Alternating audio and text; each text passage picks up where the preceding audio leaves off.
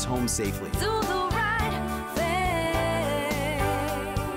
Visit ArriveAlive.org to find out more. Arrive Alive. Drive sober.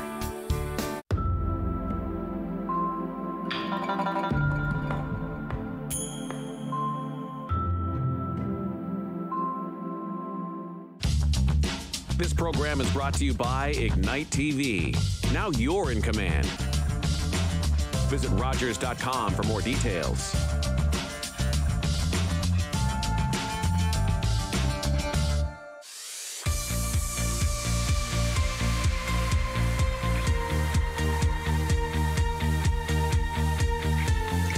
Welcome to Community Close-Up. I'm your host, Sharen Skelly, and today we are visited by Jason Cranny, and he is a Community Services Officer with Owen Sound Police Services. Welcome.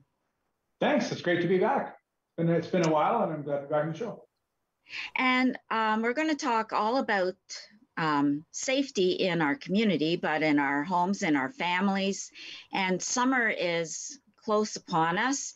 People will be going on vacation. They'll be leaving their homes. Children will be out and about, going to the parks, and we'll talk a little bit about seniors' safety, especially computer safety, cyber safety.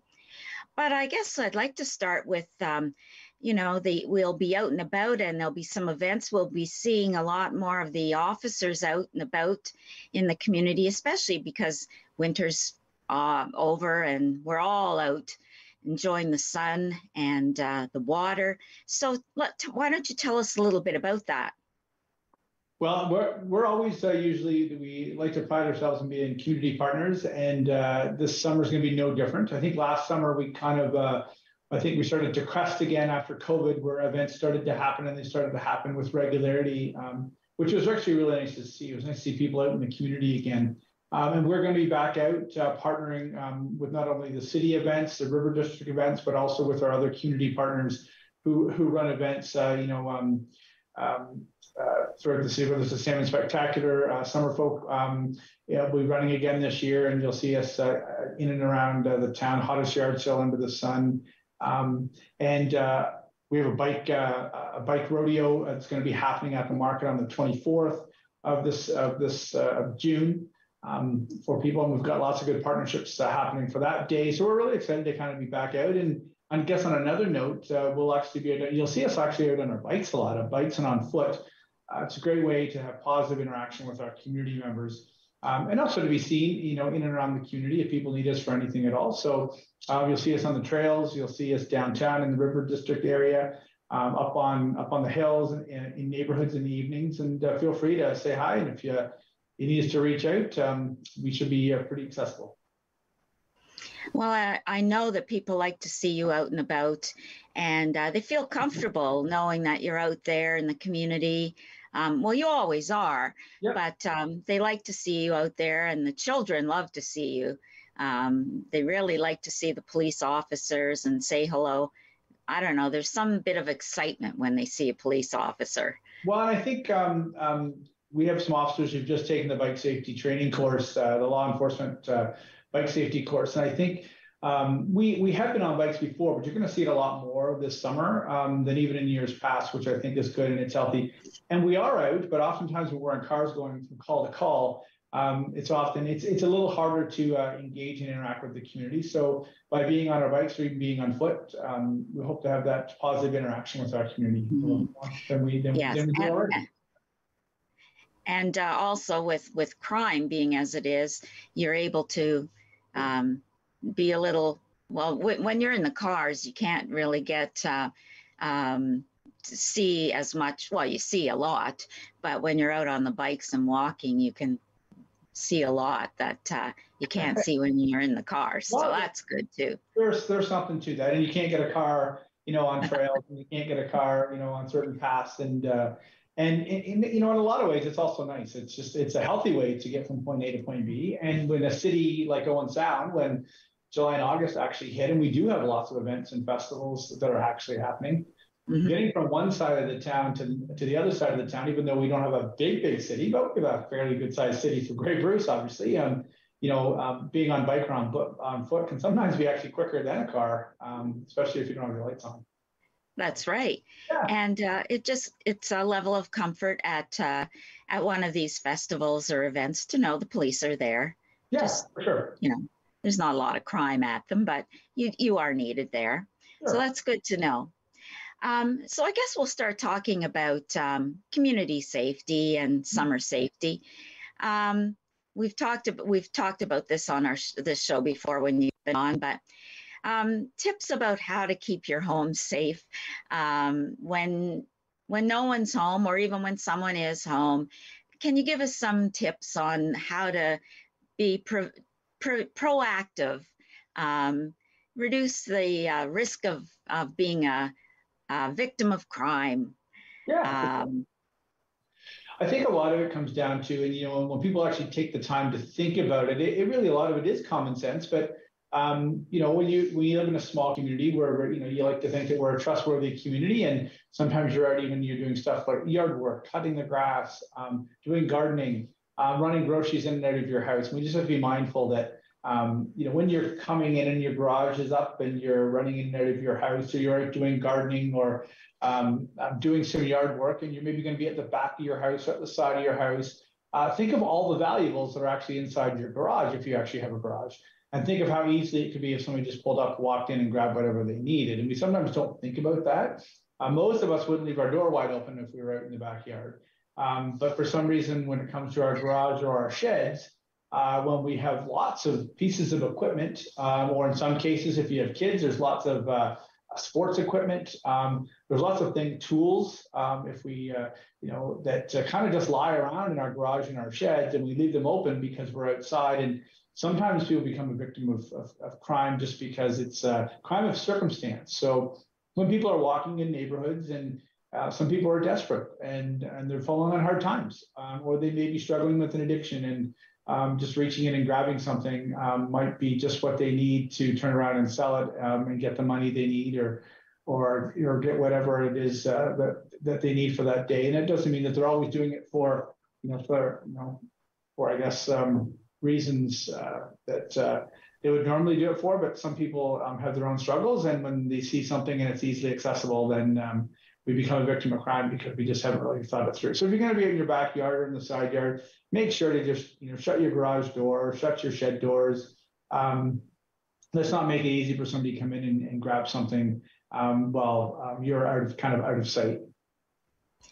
Yes, I had lunch yesterday with some friends that I visit once every summer. They come through Owen Sound, and we were talking about you being on the show today and safety. And she said to her husband, "Well, Rick, you always leave. Remember the day you left the garage door opener up on the top of the garage?" And so leaving your garage door opener within easy reach of someone is not a good idea either. I also think I remember why we did it. We never changed the code on our, the doorknobs that have the code. You just have the code. Yeah. And we used the same code for years. And so if someone had come to the door, all they had to do was push the same buttons. Wouldn't have been hard to figure out what the code was. So I guess changing up your code is a good idea too.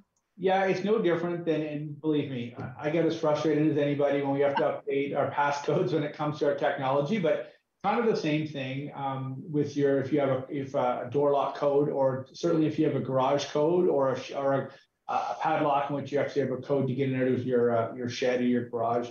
If you keep using the same numbers over and over again, they're going to wear down, and crime of circumstance, someone's going to figure it out eventually. So I know it's hard and people sometimes don't think about it, but maybe if you watch this show, the perfect time to go and reset your code for another 3 to 6 months. I do kind of switch it up a little bit because ultimately, probably in the summertime, your garage and your sheds are going to be open more than they probably will the rest of the year. So maybe changing that code is a good time. Mm-hmm. And also, oftentimes what will happen, if you are heading out and you're going on some holidays, vacation, and you have a door that accesses into your garage, often people will leave that door unlocked when they're going to be away for a long period of time.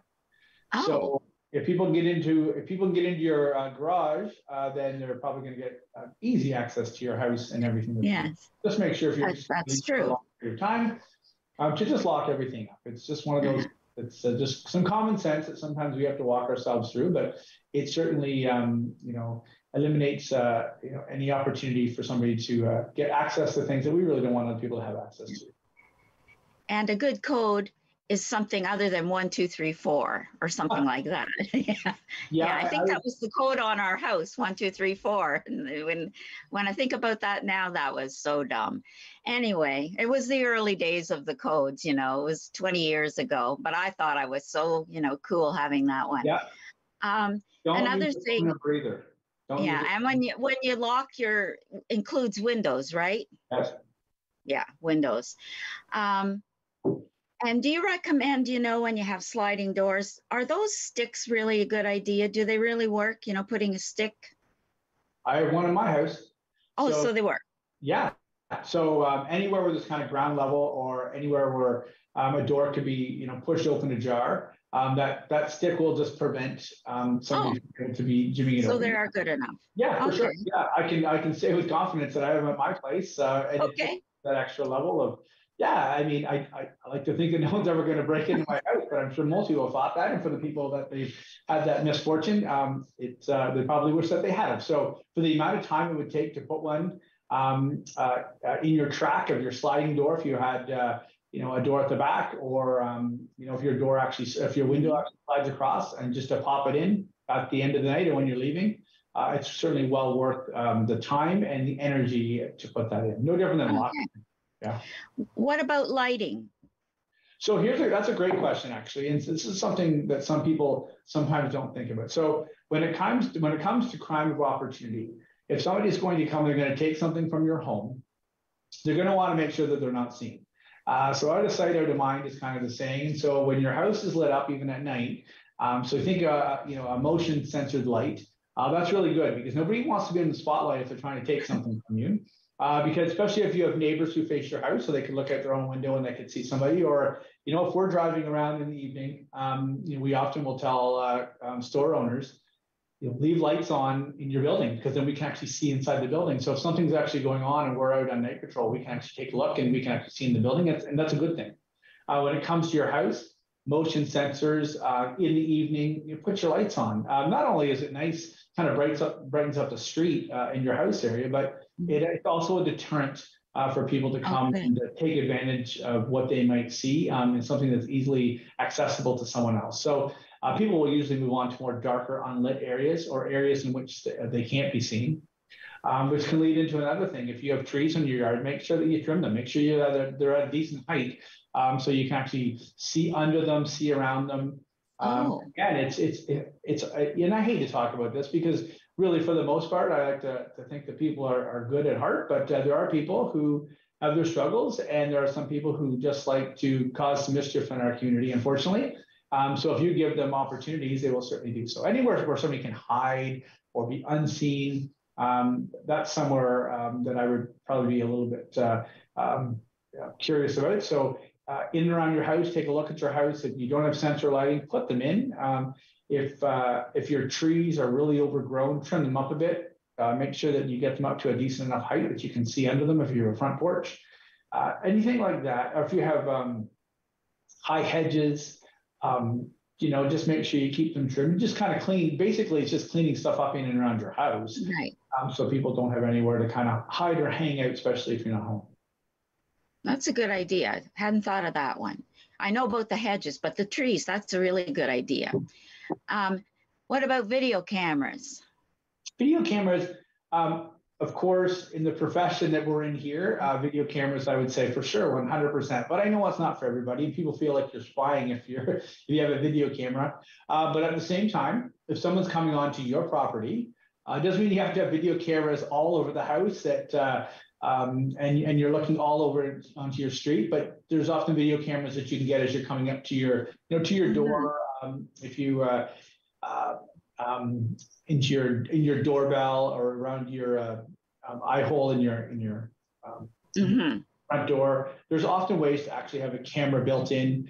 So when people are coming up to your entranceway, that you can actually see who it actually might be. Those are fine. I would actually highly recommend them, quite frankly. They're not for everybody, but again, it's always good if people even know that there's a camera on site, or there's a possibility of a camera on site, because they're more likely not going to be taking anything from your house knowing that they actually could be caught on camera. So I would recommend them, but I totally understand they're not for everybody. We have them, and they've been helpful to identify people. They haven't deterred them, but and the police have used them a couple times. They've come to our door, so they are helpful. Oh yeah, and they are. And the lighting is also very helpful. The lighting. I feel safe. I feel safe knowing the house is lit for some reason, and you feel safe coming in when it's lit. All you have to do is go around neighborhoods in the evening, and if you go down this dark street and you've got a lot of trees, and you'll see the shadows, even if a house is well lit, and they've got a lot of trees in their yard, and they've been overgrown trees, you'll actually see a lot of the shadow in the dark areas. And you know what I'm talking about. All you have to do, take a drive around 10 or 11 o'clock at night, and you'll see the areas in which, might be more favorable if somebody's actually going to, to kind of encroach someone's property and think that they're not going to be seen. So light is always a great thing. Yes. Now about vehicles, how about keeping your vehicle safe? Because that's another attraction for people that may need to up their income. Yeah, for sure. Vehicles, you would think that it's common sense for a lot of people. For some people, it's not. And I get it. You're busy. You're running in and out of stores, or you have a busy family life, and you're taking your kids into an appointment, or you're in and out of the grocery store. And sometimes you think you're just going to be in and out of somewhere for just a couple minutes, and you're not going to be long. For the amount of time it takes to lock your car door, to be able to save your phone, your wallet, whatever personal items you may actually have in your car, take that time to do it. Take the 10 seconds to lock your car. It doesn't take time. It doesn't take much time to unlock the car, but you'd be sure upset if you came back and things were actually missing, contents were actually missing from your car. We talk about this every year. We're often on Rogers around this time to talk about these kind of things, with the hopes that people will think about that as they're heading out to take in the sights and sounds of the city, or they go visit neighbors, or they do their grocery shopping. But every time, there's often times where people do forget, or they just think it's not going to happen to them until it actually happens to them. It will happen to you, because if people are in need, they look for the unlocked cars. Yes. And the unlocked cars that have the wallet, the purse, the phone in. And if your car is unlocked and it has the thing in it, it will be gone. And if you're basically going up to a car and you grab the door handle and it opens, it's not locked, no alarm goes off, nobody's going to seem suspicious. They're going to think that you probably have access to that car anyway. People will think nothing of it. So lock your cars. Usually we do a lock it or lose it event. We will be doing one this summer. Usually we'll do it in July with our auxiliary officers. Well, that's good. Yeah, and so we usually get in and around the River District area, up on 16th Street. We roll out of our retail. Great. Down in the Bay Shore, the rec center, places where there's going to be a lot of congestion for vehicle traffic. And just again, you'll see we'll put a little brochure or pamphlet on your window. It's just a reminder to lock your vehicle. It's called lock it or lose it for a reason. If you don't lock it, and we do that just as a reminder, specifically as we head into the summer season. So you will see us around. We'll post it on social media so people know that we're going to be out doing that specific event, and they know kind of why we're in uniform in and around those areas. But really, it's a campaign so that we can just keep people abreast of what's going on in our community, and also a reminder as to lock the vehicles. And I also think it's important when you get in your car to lock your car. I know I do. As soon as I get in my car, I lock my car, because just for personal safety. I don't know if that's something you suggest, but I always do. I would say that was probably just what you're most comfortable with. Some people would do that. Other people are fine if they're in their vehicle by themselves, and they worry probably more about their own contents than they worry about themselves. But some people, if that's what they're most comfortable doing when they get in the car to lock it, then that's fine. Yeah. I think women should lock the car when they're in it, because it's just a personal safety thing. So we've covered cars and we've covered the house. Children now. Our children are home, our grandchildren are home, our friends' children are home. And now they're going to be, going out. They'll be on their bicycles or whatever it is they like to do, scooters, and they'll be going to parks and all kinds of things. What kind of safety tips do you have for those children? A lot of the safety tips, and I guess as people who would be watching this show, predominantly adults, would be that parents, grandparents, our community members, we're going to be role models. That's right. And when they get out of school, they're going to be excited. They're going to have time in their hands. It's going to be beautiful days. Obviously, getting on bikes and scooters and skateboards and now e-bikes are a main mode of transportation for a lot of people because it's easily accessible. It's quick to get from point A to point B. But I think parents need to have that conversation with their kids on what safety actually is and what it actually means. And we often think that we know what safety is, but if parents don't go out on their bikes with their kids, they should. If parents are out on their bikes with their kids and they're not wearing helmets, I would ask why. Because if you expect your kids to do it, then why aren't you doing it? I know when I used to downhill ski a long time ago, people didn't wear helmets, but if you went downhill skiing now, I mean, everybody would wear a helmet. It's just one of those things you do. It's no different than wearing a seatbelt. I have no idea why you wouldn't wear a helmet, especially if you have young children at home. That's right. Why your head is any less important than their head. Because kids will follow suit of what their parents do or what their babysitter or their grandparents or their aunts or their uncles or their older siblings do. So get in the habit of putting on a helmet if you're going to go for a bike ride with your kids. If your kids are out and they're skateboarding, if they're scootering, whatever it is, put on a helmet. For some reason, it's fine to use hand signals if you're on a motorized vehicle and you don't have a blinker, or you're on a snowmobile, as an example, or an ATV, and for some reason you can't get access to it, or you think the snow has come up and you might not be able to see your blinker, so you use your hand signal, and that's, for some reason, that's okay, and it's cool to do, but as soon as you hop on a bicycle, people don't want to do it. There's this mindset that we don't do it. Kids are supposed to do it, but the older we get, we're not supposed to do it. I highly recommend, and I stress this with adults, I stress this with teenagers and kids, get in the habit to do it. Traffic are, people, when they're in their cars, they're busy. Oftentimes people are getting from point A to point B as quickly as possible. If there's ever an accident between a bicycle and a car, cars almost always win. I don't know very many incidents where the bicycle actually wins that accident. So you always have to be thinking on ways that you can prevent an accident from actually happening. Using your hand signals is certainly one of them. Wearing bright clothing, even during the day, is another one. Wearing a helmet if you did fall off, or let's hope it never happens, but you did get in an accident. Yes, can certainly help with any major head or brain injury. So to me, these are common sense things. But again, this is part of my job, so I'm going out and I'm talking about this ongoing with anybody who will listen.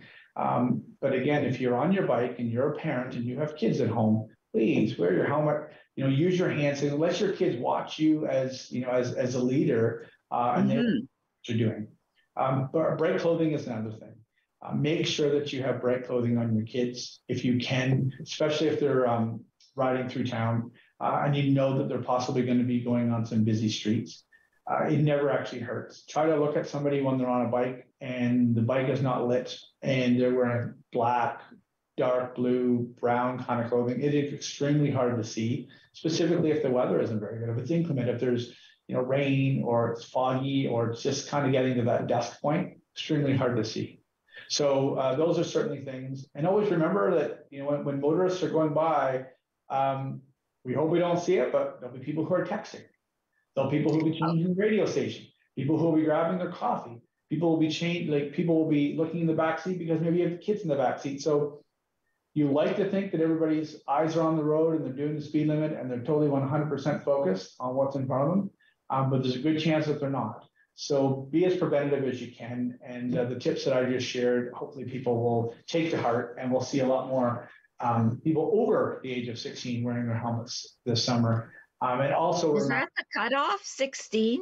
Yeah. So I mean, Really? I thought yeah. it was 18. Oh, do they still, now you mentioned a bike rodeo, Yeah. but do they, when we were kids, they had bike rodeos every year at the school, but that's a long time ago.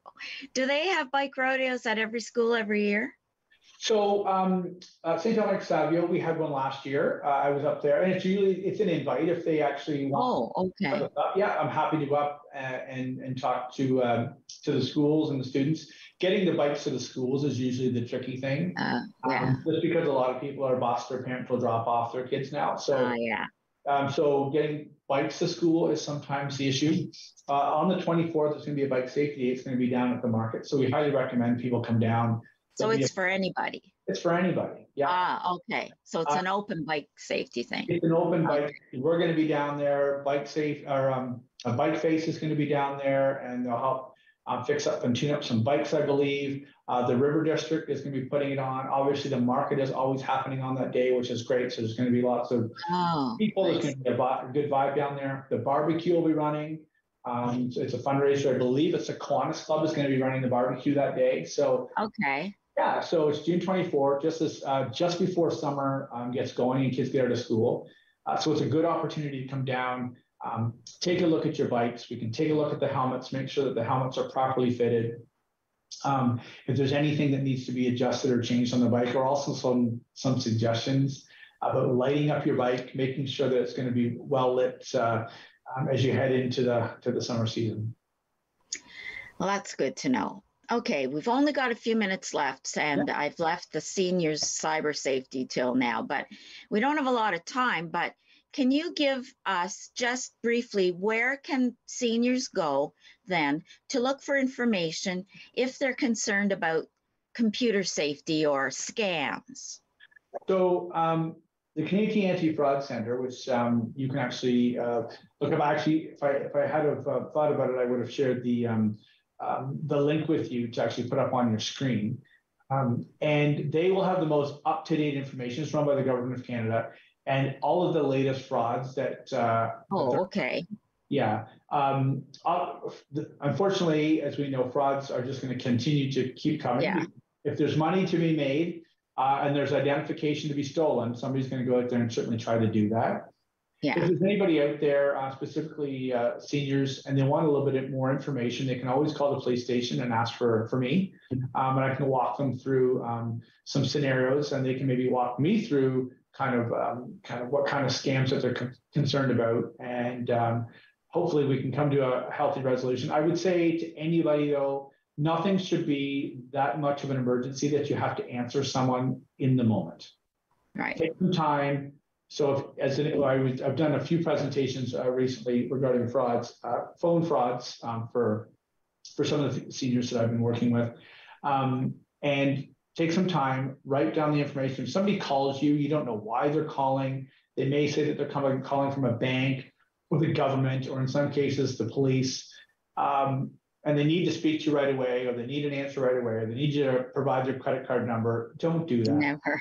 Say you're busy. Take down their number, their information, and their name, which they won't give you. And that usually is one way to get them off the line. But take the phone number, take their name, call them back, check in to see if they're actually legit, or give us a call because and call you, and then you'll help them. Yeah, we can certainly help and walk them through it, or provide information where they can find some more. Okay. And follow us on we're running out of time. I'm really sorry about that. But thank you very much, Jason, for joining us. And if anyone has any information that or needs more information, they can always call you at Owen Sound Police Services. You're the Community Services Officer. Thank you for joining us again. We could talk for another hour about things, especially cyber safety. Call the Rogers TV viewer response line, email us, or connect with us on social media.